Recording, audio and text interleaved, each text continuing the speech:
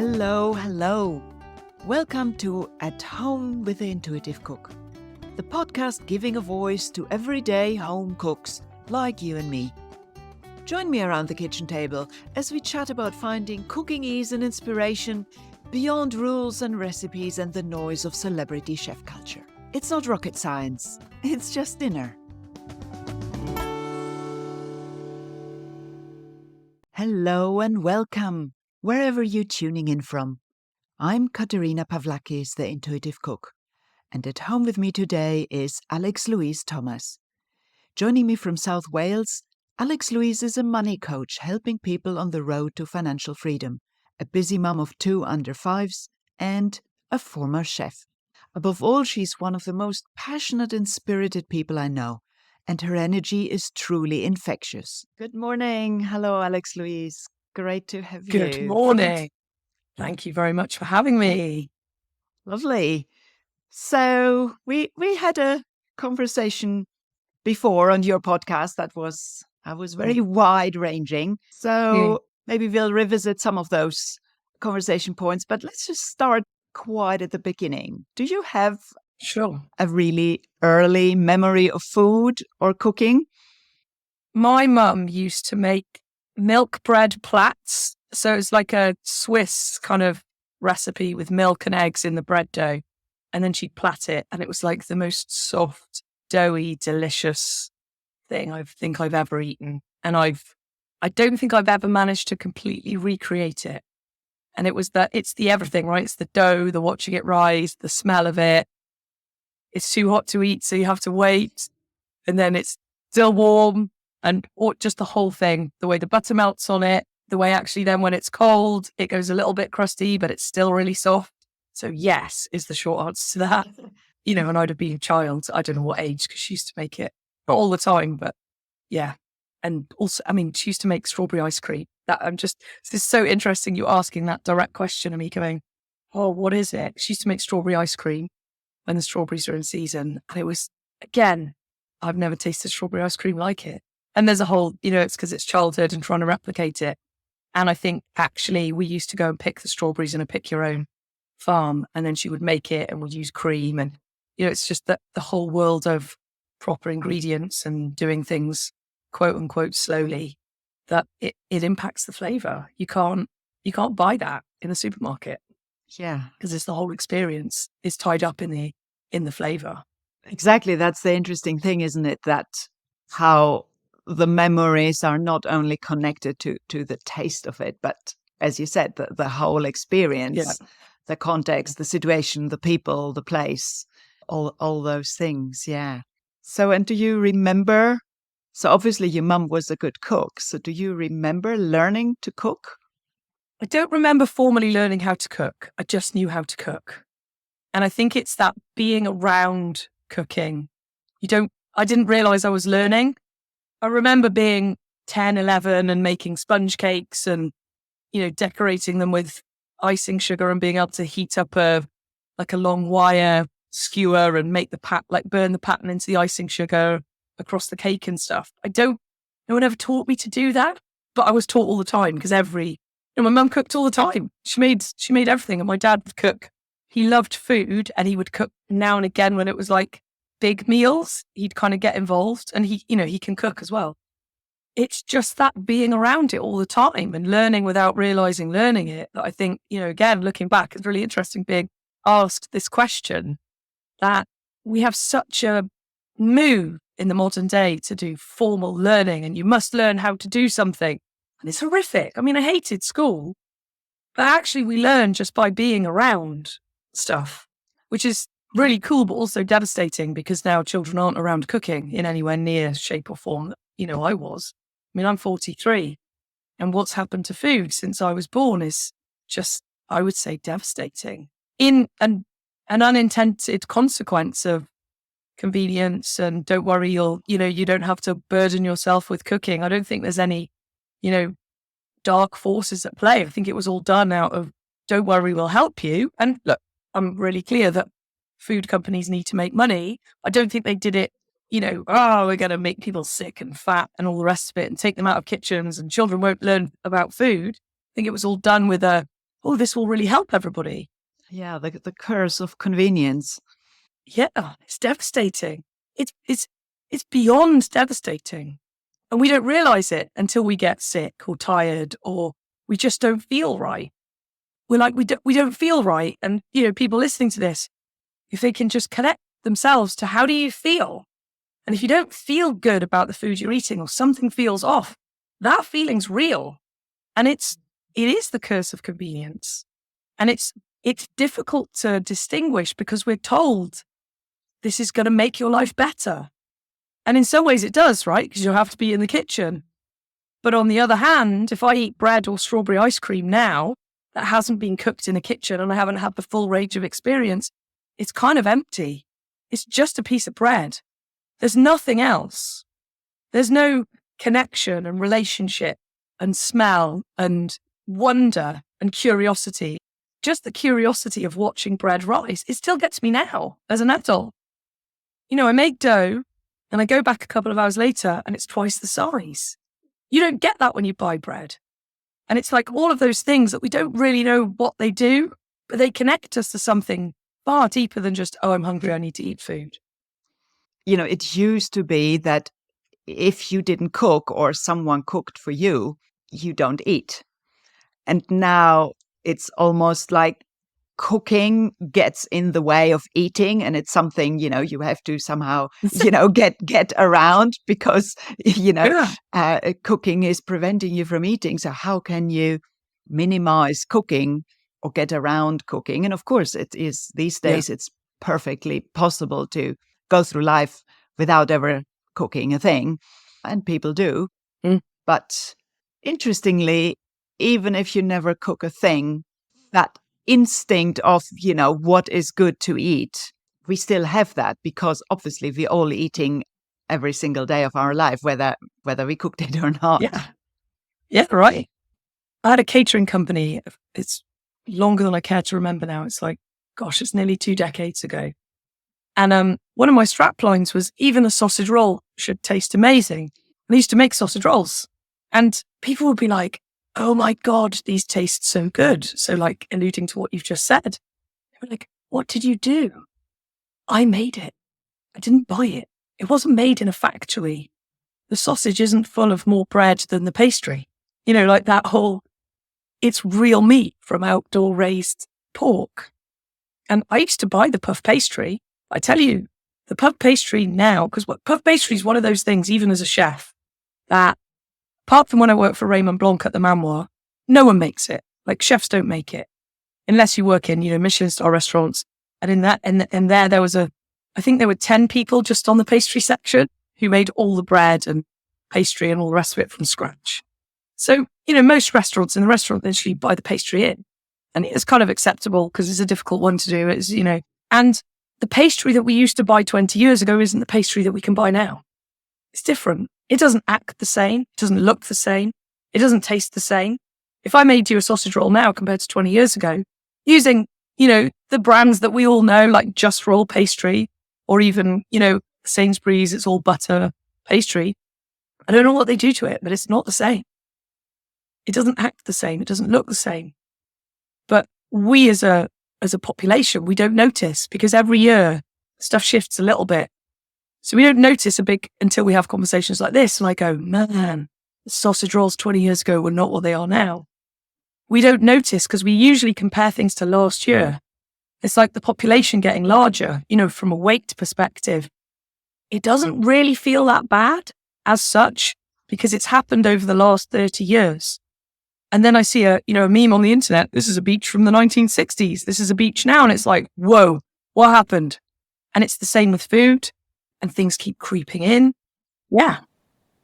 Actually, sort of quite surreptitiously, you mentioned something there, that you used to be a chef. So you said you learned cooking by being around people who cook. Yeah. So how was then the next step up of becoming a chef? Well, what's really interesting, and I've not made this link before, is that I started working. I did some work experience in school at 14. And I didn't know what I wanted to do. I hated school. We'd only just moved to Wales.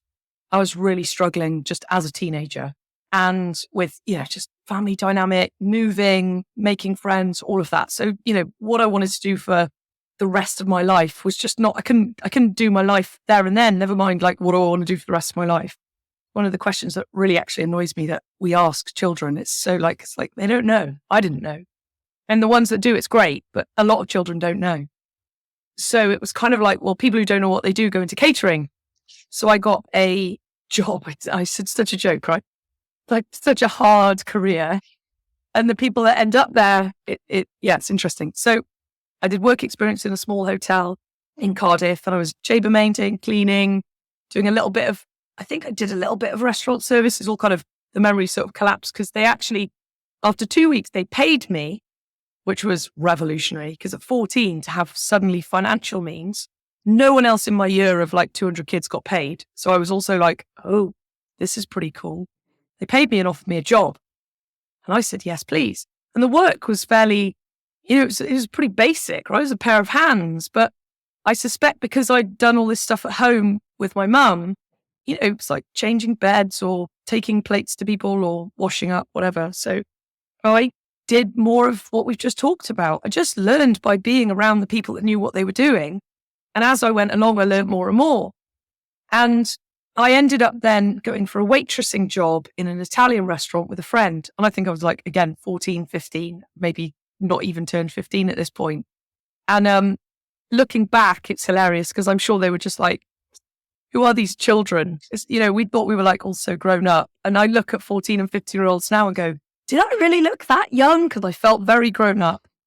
They said, no, you can't have a waitressing job, but you can wash pots if you want. And we went, yeah, okay, fine, whatever. It'll get us in the door. Because they kind of said, and then you can become a waitress later. So we were like, yes, okay. So then I was washing pots. And when there weren't pots to wash, I'd prep veg. So I was like chopping boxes of mushrooms, peeling onions, picking spinach. It was an Italian restaurant. So, all different veg. And Mark, the chef, said, what are you going to do? I did my GCSEs when I was still 15. So my birthday's in July. So my GCSEs were done. He was like, right, what are you going to do? And I said, I don't know. I hate school and I'm certainly not going back there. He said, do you want a job? And that was it. I was in. And instead of then pot washing, I was in the kitchen all the time. Again, I was only 15. So I just learned. They just showed me what to do and I did it. And within a year, I was running the downstairs kitchen. It was a 3-story Italian restaurant, and I'd done the pizza section, the starter section, the pasta and meat section. So at Christmas time, I'd run with another chef. I don't know, I think we had about 40 or 50 customers down on that floor, and we'd just do it together. I could run a section on my own and do 150 covers upstairs. It wasn't easy, but I could do it. And I did it just because I'd learned, because I watched the people that were there. And I wasn't under this enforced learning environment like school, where you're told you need to know this. I was just learning because that's what everyone did. And yeah, so baptism of fire, but what an amazing way to learn. Really, powerful and hard, and all of it, like the whole thing, like so many hours, so little pay, wouldn't change it for the world. I'd do it all over again. I'd recommend that. I don't think kids are even allowed to do that now. I think they'd actually not be allowed to do that, which I think is devastating for children who actually, older children who actually want to get their hands involved in something. By the time I was 18, I was working for Raymond Blanc at his Michelin star restaurant. And again, I went back to the bottom of the pile and I started on the veg section. And then I worked my way around every section. And I learned by seeing what people were doing. And, there was no formal classroom. And at 18, there were people who were coming out of catering college who, guess what? They had to start at the bottom and pick spinach. So I'd had, 4 years of full-time experience, and full-time in catering is 60 to 80 hours a week. It's no joke. So I was really qualified by this point. Whereas the people that had been formally taught in college, it was like they were coming into a kitchen for the first time. That's really interesting to see. We forget that learning is something that happens, every second of us being awake. When you're a child, even a lot more so, because you have to learn everything. Yeah. But we don't just learn when we're being sat down to learn. We just learn by by going through life at every step of the way. Mm. So that's interesting. So even as a chef, you didn't have a formal qualification. You just learned on the job, as I assume, also chefs used to do. Yeah. Yeah. And I mean, I'd say anyone listening to this who's thinking about, going to work in a kitchen, go find your favorite restaurant and offer to wash the pots, because you'll learn more that way than anything. And then inevitably, within probably a few weeks, maybe a couple of months, they'll be short-staffed, or they already are short-staffed. So you'll end up doing more, and then bang, you're in. Like this idea that, I must go and get a qualification so I can go into a kitchen. That's actually, it sets you backwards. It's completely counterintuitive, because we're told you must have a qualification. You need to go to university. You'll never make anything of your life if you don't have a qualification. It's not true. It might be if you're going to be a doctor or a vet or a lawyer, where you really do, like, you have to learn some stuff in that way. But for a lot of jobs, you don't. And I'd say for a lot of jobs that aren't being taken by AI, you don't need a qualification. There's the paradox. We're sending everyone to university, telling everyone they need all these qualifications. They're the easiest jobs to wipe out with AI. That is a really good point. I hadn't looked at this that way. Yeah. But also it's interesting that, hearing your story and thinking about the fact that, me as the intuitive cook, sort of teaching other people how to cook intuitively, I really have this hang up that I'm not a qualified chef, or, I have no qualification. I love that we've just realized that, or that you've had that, because we've spoken before about this, but I've never looked at it like that before either. Like, neither have I. And as you said, you are not in catering anymore. You don't work as a chef anymore. You're now, a mum of 2 young children. You're a really busy money coach. So you are, a really busy person, like we all are.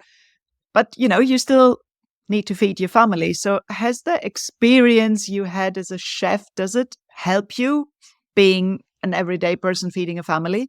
Or is that just a different kind of thing? I think it makes it much easier for me. And I'm aware that I don't know what it feels like not to be able to cook.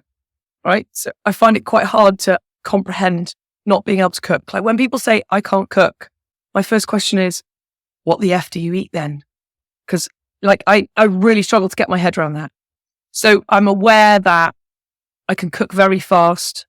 I can cook intuitively, but that's because, chefs end up kind of having, well, not all chefs, but a lot of chefs learn, we know all of the things that you talked about, which, by the way, when you talked about food layering and patterns, I was like, whoa, I've never thought about it like that before. So it makes it easier and faster for me, because I've just, it's repetition, right? I've chopped more mushrooms than I care to imagine. Like, I could probably fill this room and more with the number of mushrooms I've chopped.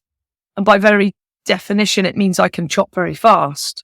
But I also don't think that, in terms of like how long that actually takes, it's kind of fractional. I've still got to get a pan out of a cupboard, and I still have to decide what to cook, and I still have to do the shop. Like, cooking is it starts with what's the meal plan for the week. Even if it's in a broad, I don't kind of have a very rigid plan, but I kind of know, well, I'm going to have a whole chicken and some steaks and a pack of sausages and some stewing lamb, and I'll buy some mincemeat, and then I'll, once the week starts to settle, I'll decide which days are a bigger cooking day and which are less. And I always cook 3 times as much as we need, and then put 2/3 in the freezer. So then on a day when I'm really busy, I just get, like, today we're having bolognese. I made it last week. It was in the freezer. I took it out last night. I put it in the fridge. I'm going to cook some pasta. I'll make some salad. Dinner's going to take me probably quicker than microwaving a meal today. But, the other day I made bolognese. Yeah, but obviously it doesn't take that much longer to make twice as much. Yeah, it doesn't. It really doesn't. Because actually, once you're cooking, all the other pieces, if you're cooking for 1 or 10, the thinking about the meal, the going shopping, the getting the pan out, the only bit that actually takes a bit longer is the chopping. Everything else takes the same amount of time. And this is something, I try to make people realize, that the actual cooking isn't taking that much time. It's this whole sort of, most of the brain space is being taken up by us overthinking it. Yeah, completely. Yeah. having to, planning it and shopping for it and trying to get your head around the recipe and following the steps and all the frustrations that come with it. So when you start cooking a bit more intuitively, then a lot of this just falls away. Well, you're not overthinking it. Yeah. And you can do stuff differently. You can do stuff without a recipe. So you can pull a meal out of somewhere, which if you can't cook, it's, the classic people look in the fridge and they go, there's nothing to eat. And I'm like, the fridge is fucking full, man. Like, you've got lots of stuff there we could whip up. We made frittata yesterday, which was inspired by your Instagram video, by the way, because you were like, these are all the things you could do with frittata. I was like, I'd only ever thought of it as a chef, where you have onions and potatoes and you have to cook it this way. And that's it. And I was like, oh, I've got loads of cooked potatoes left. And there's some halloumi that's been hanging around in the fridge forever. And I've got an old onion that's starting to sprout. And, I chucked it all together and put the eggs in, and we had frittata for lunch yesterday. And we've got a lunch today because I made a huge one. But it actually makes it less time, because I could have looked in the fridge yesterday and gone, well, there's nothing to eat because there's not a meal ready. Yeah, I think there is quite something about this concept of thinking in meals. If you think in meals, then it's all quite rigid. And, you can only make the meal with 1, 2, 3, X, Y, Z specific ingredients. But if you think of it in a pattern, like a frittata is basically stuff baked with a mix of eggs. The stuff could be anything. You can't make a frittata without eggs. Okay. Well, you can actually. You can use gram flour, chickpea flour, instead of eggs. Ooh, I didn't know that. Yeah, it's interesting how, you find out about one thing and then you think, oh, you could combine it with that thing. And then, you Google it and it turns out it is a thing. So I found this recipe about an Italian dish which is called farinata, which is basically like a pancake. And you mix the chickpea flour with lots of water and lots of olive oil and let it stand for a while. And then you sort of cook it in the oven. You can either, cook it like a pancake or cook it on a tray, and then you cut it into pieces. So that was one. And then when, I started talking up on Instagram or in my blog, and what would be, the egg-free version. And I thought, yeah, you could, instead of putting a topping on the farinata pancake squares, you could add the vegetables in it, which is what you do with a frittata. And then Google, chickpea frittata or vegan frittata, and it's all there, it's versions. I remember some time ago, I ran into this idea of a cabbage carbonara. Saw it somewhere, in someone's video.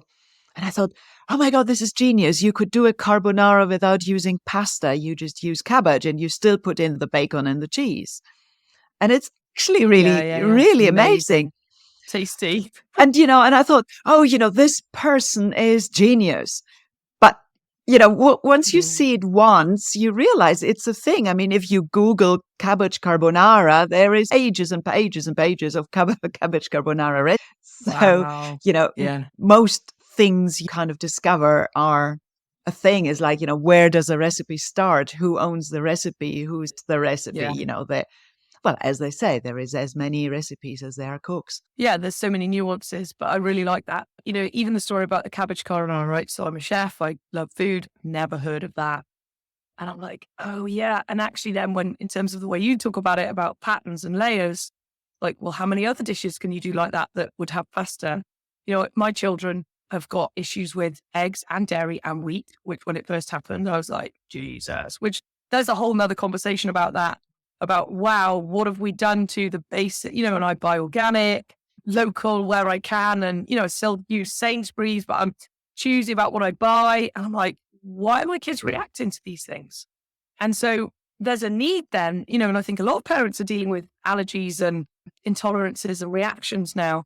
If we don't know how to cook, those things become a real problem. And they were quite a problem. The ingredients that have just been taken out of my cupboard are dairy and eggs and wheat. And, for people listening to this, just think about that for a minute.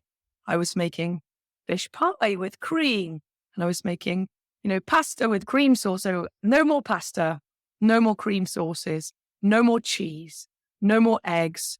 Wheat is in freaking everything. pasta, bread, cereals. It's just everywhere.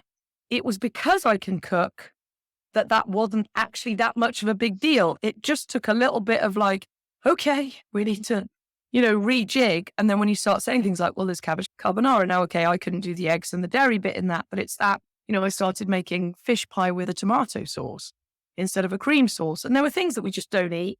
And gluten-free pasta's come a long way, and we don't eat it very often, but like tonight we're going to have spaghetti bolognese with gluten-free pasta. It's the ability to cook that removes my requirement on food companies. Because if I go to the food companies saying no wheat, no pasta, no dairy, anyone who's experienced this, and you've probably seen it, it's a horrible mix of replacement, vile food that I wouldn't eat. Well, I was going to say I wouldn't give it to my dog. My dog wouldn't eat it. Like my dog would look at me like, why are you giving that to me? But it was the being able to cook that made that not such a bad crisis. Because if you take those issues to food companies, their replacement versions are, I would say, probably worse than the original thing we're trying to avoid. Yeah, well, that's the thing, isn't it? That actually, if you think about it yourself, replacing things is okay. What does it do? How does it taste? What does it add or take away? And then, you don't need a vegan recipe to take meat out of a recipe. If you don't want fish in your pie, you just replace it with something else. And you just have to have, an understanding of what things do. But a lot of this understanding is actually common sense. Like, I love this quote from Sami Nosrat, and she says, cooking is all about using your senses, mostly common sense. That's brilliant. I love that. And now, my kitchen friends, it's time for a quick break to see what I've been cooking up for you. If you ever feel trapped by recipes or wish you could get more creative in your kitchen, I made a free mini course. It's called Ditch the Recipes, and it's a short series of 5 emails that will help you get started on your intuitive cooking journey. Sign up on the website at theintuitivecook.co.uk/free or find the link in the show notes. And now, let's get back to our conversation. Yeah, because when you first started the sentence, I was thinking when I first worked for Raymond Blanc, and he's very passionate. And he was like, you've got to use your eyes. And the biggest thing actually that he taught me that I already sort of knew intuitively, but I was he said, you've got to use your ears. How hot does the pan sound? How is the sizzling going? Like, your ears will tell you a lot about cooking. I'd never thought about it before, but I'd never thought about common sense being one of the senses to use. Because it is. It's like, well, just stop and think for a minute. Yeah, stop looking at the recipe, look at the pan, look at what is in front of you. Yeah, I know, right? So maybe it's something you discovered having to deal with all these restrictions, or maybe it's something from before. What is your favorite thing to eat? Mine, hands down, every time is roast chicken. It's so simple. So in a very British way, although there's lots of versions of not great roast chicken out there, but roast chicken, gravy made from the pan juices, a cauliflower cheese, roast potatoes and roast parsnip, and some form of green veg, whatever's in season. Because that's the other thing I love about roast chicken. You can take it all the way through the seasons. In the summer, I have it with jacket potatoes and salad, or put it on the barbecue and with salad. And in the wintertime, I'm already very excited about this Sunday because the autumn has arrived. So like, yes, I can have roast chicken and roast potatoes. So I think it's because my mum cooked it and it was always so delicious. And when I worked in restaurants, I ran a pub for a couple of years with my first husband, just loved cooking Sunday lunch. And I cooked it how my mum cooked it. And a lot of chefs, in my opinion, mess with Sunday lunch. And it's like, stop messing with perfection and simplicity. They make it too chefy. Like when chefs put things in creme brulee. I'm like, creme brulee just needs to be a creme brulee. It doesn't need anything else. And to people listening going, but I love raspberries in my creme brulee. That's fine if you really love it, but does it really need it? Because actually just creme brulee as it is like, in my opinion, perfection and simple. It's like 3 ingredients: cream, eggs, sugar. That's it. So there's a memory hook. My mum cooking, again, the smell, the preparation, the anticipation, the crispy chicken skin, but the chicken's still too hot to eat. that whole world, and just the movability of it. It can be a different meal every Sunday. I can eat roast chicken every Sunday, but it's a different meal every time. I can put Indian spices on it. I can do all sorts with it. Yeah, it's one concept. And it's a visceral thing. Oh, I like that. Yeah. So, and I would say, to expand it a little bit, I'd just say just roast dinners in the UK, whatever the meat, it doesn't matter, lamb, pork, beef. It's just got so many options. If I had to, because people used to say, "Oh, what do you love cooking?" And that's actually a different answer. What I love cooking is whatever's in front of me, seasonal. There'll be something in front of me. It's there for a reason. Like Lorna, the farmer where we get her lamb, has got lamb again, and we haven't had lamb for a couple of months because she hasn't had any. But if there was one meal, if I could only ever eat one meal for the rest of my life, it would be a roast dinner, because I can make it different with the same ingredients. And what is your go-to emergency meal, like when you don't really have the time or the brain space to cook? So if I've got it in the freezer, it'll be a bolognese for sure. I don't know why bolognese is such a magical, it just seems to be everyone's favorite. And actually, scrambled egg on toast is one of my favorites. And I cook it with butter, and there's cream in with the eggs, and there's a piece of sourdough toast with more butter on it. When I was pregnant with my kids, this is probably why they're allergic to all these things, I lived on for breakfast sourdough toast with loads of butter, scrambled egg with cream and butter in it. And I started putting cheddar cheese on top because I was just craving protein, and fat whilst I was pregnant. I'm making links now. I'm like, well, maybe that's why I overdid it a bit on those 3 food groups. I was pregnant, so they're both like, oh my God, no more. Like good scrambled egg is like the most simple thing in the world. Yeah. And just eggs generally, like they're so big. I remember the Delia Smith book that came out, How to Cook an Egg. It was genius. One of the tests for working at the Manoir, when I had to do a 2-day trial to go to the Manoir, and we had to cook a meal, anything we wanted, and then eat it with the head chef. And we had to figure out what worked in that meal and what didn't. So I did lamb and ratatouille. And I was like, I've overcooked the lamb a bit. So they weren't testing my cooking skill. They were testing, did I know, that actually the lamb was perfectly cooked or overcooked or whatever, and seasoned and all the rest of it. And the other test was make me an omelette. That was Raymond Blanc's test for chefs coming in the kitchen. Cook me an omelette. It's such a simple thing, and people are petrified of cooking eggs. It's really interesting about, okay, you cook a meal and then you have to figure out what could have been done better. Because this is also something that I see with a lot of people. When something doesn't quite work out as you were hoping or the recipe said, you kind of say, oh gosh, I'm a terrible cook. And that's not what it is about. It's about, okay, this could have been better.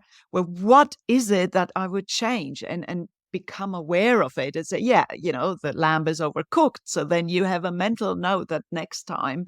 So I really, encourage people to, that's again, use your senses to be aware of when you like something, what is it exactly that you like? And when you don't like something, again, what is it what you don't like? Because that is what builds up all these references in your head that you can then use when you stand in front of the fridge and think, oh, what the heck am I cooking tonight? That is when these references will give you your ideas. That's how you feed your cooking intuition. Yeah.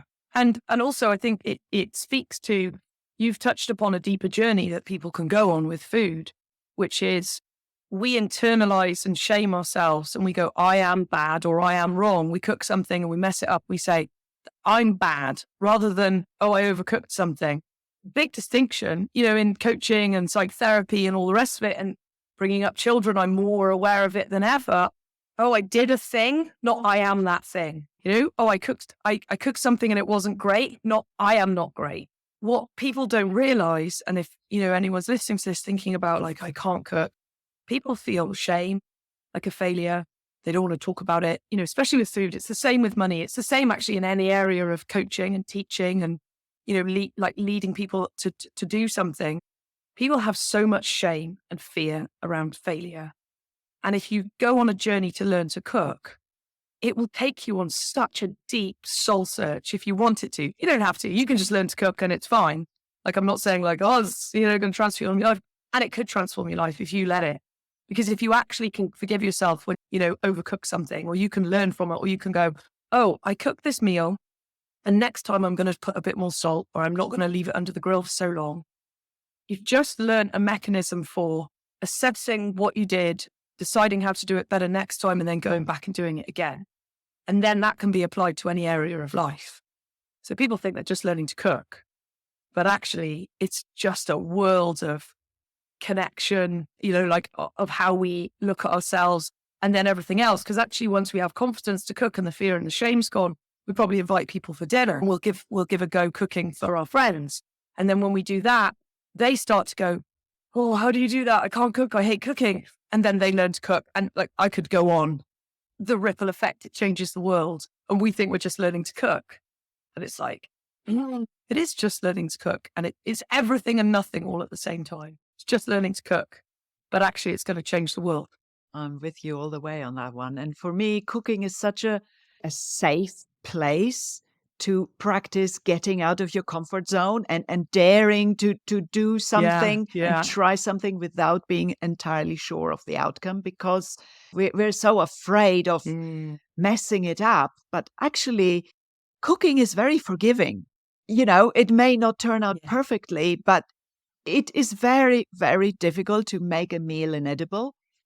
So you don't need to be afraid to try, just change one little thing. That's what I teach, start where you are, just change that meal that or even that takeaway that add some herbs, add a bit of lemon juice, see what happens, be aware of what it does. And then next time you change another thing. And this is how you start figuring it out, really, by trying something and putting your awareness onto what that experiment did do. Yeah. There's a whole world there of being present, because actually most cooking that I mess up is because I wasn't paying attention or I didn't set a timer. People are like, why are you setting a timer? You're a chef. I'm like, because I'm a human. And I know that in 10 minutes, I might not be present to the fact that it's 10 minutes and I need to check the rice or turn the rice off or check the oven or whatever. It's massive. And I like what you said about just change one thing. Like just take the takeaway and add something, start to cook it, or just start with eggs. Like depending on where people are that are listening to this, if you literally have never, ever cooked, of which the first thing to say is you're not alone. The funny thing, though, that I've noticed, because I've tried that out of curiosity, what will ChatGPT spit out? So, okay, so you say, I've got these 3 ingredients. It will spit out a list of ideas. Then you put in different ingredients and it spits out another list of ideas. And, another 3 ingredients, another list of ideas. But if you look at these ideas, it will tell you, well, you can do a stir fry with these ingredients. You can do a stew with these ingredients. You can make a soup with these ingredients. You can do stir fried rice with these ingredients. So actually, it's all about the patterns. And the patterns are always the same. Of course, they're always the same because, this is what meals are like. They're either a soup or a roast or a stir fry or a casserole. Yeah. So, you shared a lot of tips already, but, if you had a couple of tips to share of what you do that makes life in the kitchen easy for you, what would be your top 2 or 3 tips? Good question. The first one is planning out the week. And sometimes I don't do this and then I find I'm getting a bit bored. Although we have a joke in our house about recipe books because my husband will go, you never follow the recipe. You've got shelves full of cookbooks and you never follow the damn recipe. I'm like, I've got the idea from it. So we do tend to get in a bit of a I'm cooking this chicken korma. I've cooked this chicken korma for 10 weeks in a row now and I'm bored to tears of it. So the loose meal plan so I know what to shop. You can't cook. If you haven't got ingredients in the house, you can't cook. So I think, wherever anyone's at, whether they're already a really great cook or they're just starting out or they want new inspiration, actually spending a little bit of time, and it's completely counterintuitive, right? So I'm a doer. It takes a lot to get me to sit down and just get my recipe books out or Google, autumnal recipe ideas, because actually understanding what's in season when you go in the supermarket, there's no clue as to what's in season. Generally, it all looks the same all freaking year round. So you're not going to get inspiration from the supermarket. I love ordering from Riverford and, local farmers, because then I know what's in season. So having some kind of a plan and ingredients in the kitchen is a good start. Another thing that I do is I deal with what's going on in the day. So like Monday is my busiest day. I coach all day. I go and pick up the kids from school at 3:00. We eat at 5, which is, to do with the kids' schedule. I used to eat late. We eat at 5 and then I'm coaching again at 7 till 9. So I have zero time technically, but also I make the activity cooking if that's what needs to be done. And I invite the kids into the kitchen. And if they don't, I don't make them come to the kitchen. I say, I'm cooking. If you don't want to cook, that's fine. But if you want to play with the big people are in the kitchen cooking. If you don't want to play the big people's games, you're going to have to, do something else. Dealing with what I've got on is really useful. But I don't beat myself up. If I've got a really busy day, I deal with that and I plan accordingly. I think it's about changing our view of what cooking is. And we started talking about this at the beginning. I think it's Michael Pollan says, evening isn't what happens after dinner. Dinner is the evening. And when we change that from like, we've got to get cooking and food out the way so you can what? Watch TV? When we get that is the evening or the afternoon activity, depending on what time you eat dinner, we can be that this is the hobby. This is the pleasure. This is the passion. This is the learning. This is the inviting friends over, having a cook club and saying, well, I'll cook dinner on a Monday. Can I come to yours on a Tuesday night? And understanding that is the evening. It's not the thing to get out of the way. So, most people then do what? Go and watch telly.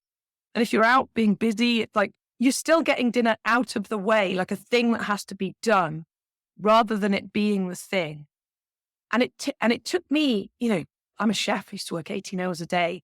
That societally, we are so programmed without even realizing it, have this thing that it's a thing to do to get out the way rather than it's not the thing to get out the way so you can do the thing, but the thing is actually like watching telly or scrolling on Instagram.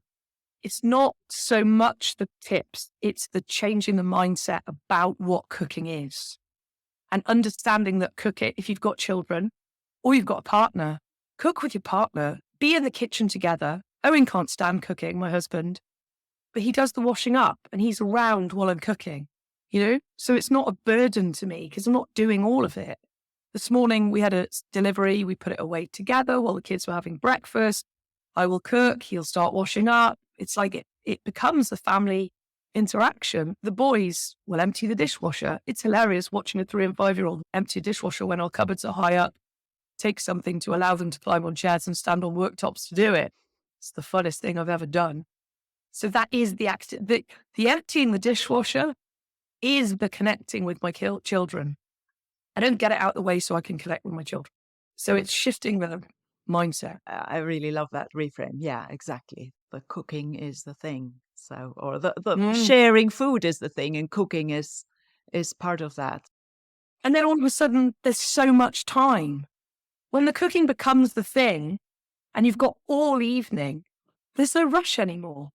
You're not trying to get it out of the way because it is the thing, including after the meal. It's like, what's for breakfast tomorrow? Do I need to soak some oats? Do I need to make a pancake mix?